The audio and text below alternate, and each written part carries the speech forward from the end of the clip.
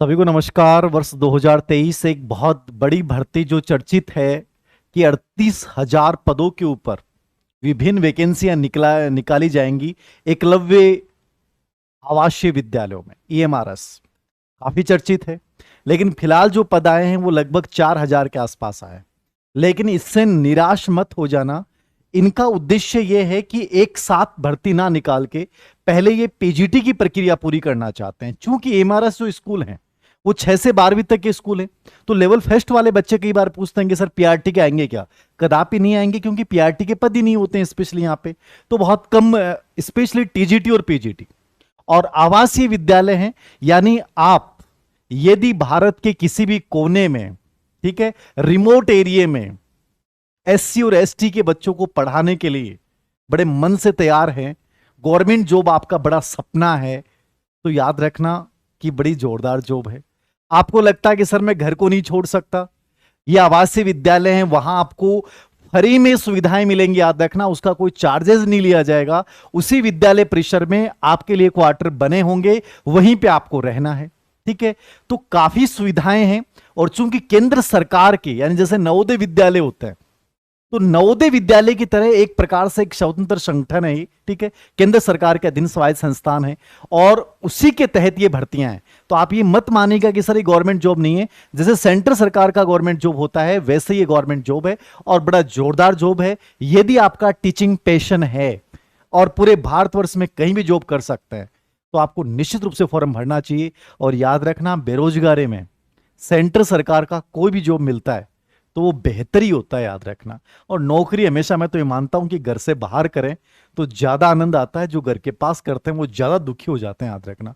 तो यदि सपना, ड्रीम आपका गवर्नमेंट जॉब है, तो आपको बिना सोचे विचारे इसकी प्रिपरेशन करनी चाहिए। कंप्लीट एनसीईआरटी बेस्ड है। आप देखिए, टीजीटी की वैकेंसी नहीं आई है, पीआरटी की वैकेंसी नहीं आई है, लेकिन इसमें टीजीटी की वैकेंसियां आएंगी। टीजीटी की वैकेंसियां इसमें आएंगी, यानी इसका एक नोटिफिकेशन और जल्दी आने वाला है। फिलहाल जो वैकेंसी आई है वो प्रिंसिपल, पीजीटी, लेब जो सहायक है उसकी, और जूनियर अकाउंटेंट की भर्तियां जो हैं स्पेशली इन्होंने निकाली हैं। तो जो बच्चा जिसके लिए एलिजिबल है, और एक प्रकार से मुझे लगता है कि कई बार जब कुछ भी ऑप्शन नहीं हो तो भर देना चाहिए, एग्जाम दे के आना चाहिए। और हर राज्य में इन्होंने सेंटर डाले हैं। आप जैसे जैसे फॉर्म अप्लाई करेंगे उसके अकॉर्डिंग आपको सेंटर की प्रायोरिटी मिल जाएगी। याद रखना, कहां पोस्टिंग होगी ये आपकी कंप्लीट मेरिट के ऊपर डिपेंड करेगा। याद रखना, उसके अकॉर्डिंग हो सकता है आप राजस्थान से बिलोंग करते हैं, आप झारखंड से बिलोंग करते हैं, वहीं आपको पोस्टिंग मिल जाए। आप त्रिपुरा से बिलोंग करते हैं, उड़ीसा से, वहां आपको पोस्टिंग मिल जाए। तो ये आपकी मेरिट के ऊपर डिपेंड करेगा। फॉर्म जो है प्रिंसिपल के लिए 2,000 रुपए हैं, और पीजीटी के लिए स्पेशली जो हैं वो 1,500 हैं। और बाकी जो नॉन टीचिंग स्टाफ है, चाहे वो लेब असिस्टेंट वाला हो, चाहे वो अकाउंटेंट वाला हो, चाहे वो असिस्टेंट अकाउंटेंट वाला हो, इन सब के लिए 1,000 रुपए हैं। लेकिन यदि आप एसटी और एससी से बिलोंग करते हैं तो आपके लिए कोई चार्जेस नहीं, यानी फ्री है। यहां थोड़ा सा बच्चा सोच सकता है कि सर इतने पैसे, इतना रेट, तो कहीं ना कहीं याद रखना कई बार इन चीज़ों पे ध्यान नहीं देना चाहिए। बहुत सारे बच्चे इतने रेट को देख के ही परेशान हो जाएंगे। कई बच्चों ने कहा कि सर इसके लिए आप मांग उठाएंगे। ये देखिए, इसमें अपना कुछ नहीं चलता है। ये वो संस्थाएं नहीं है जहां राजस्थान सरकार ने कि ट्विटर के माध्यम से अभियान चलाया और डाउन आ गया। ये कोई आंदोलन वाली चीज़ें नहीं होती, यहाँ इनका अपना अलग सिस्टम होता है, ठीक है। तो ये देख लीजिएगा, और इसकी कंप्लीट जानकारी जो है वो इसकी वेबसाइट पे है। बाकी मैंने टेलीग्राम चैनल जो धीर सिंह धाबाई ऑफिशियल है वहां पे डाल दिया है। क्वालिफिकेशन में सिंपल सी बात याद रखनी है, प्रिंसिपल की जो क्वालिफिकेशन है उसमें तो इन्होंने इंटरव्यू भी रखा है, ठीक है, और एक्सपीरियंस भी रखा है। बाकी पीजीटी के लिए और बाकी वैकेंसियों के लिए इन्होंने ना तो एक्सपीरियंस को रखा है, और ना ही, आपको पता है कि पीजीटी में वैसे ही जो नवोदय में केवीएस में होता है वो सिस्टम है, सीटेट नहीं होती है। टीजीटी में भी संभवतः हो सकता है सीटेट ना हो मेरे अकॉर्डिंग, ठीक है। केवल पीआरटी में स्पेशली जरूरत पड़ती है। तो टीजीटी में पिछली बार तो इन्होंने जरूर जिक्र किया था, इस बार देखिए क्या रहता है। अभी आता है नोटिफिकेशन, उसके बाद पता चलेगा। लगभग 11 विषय में टीजीटी की वैकेंसी आएंगी, याद रखना।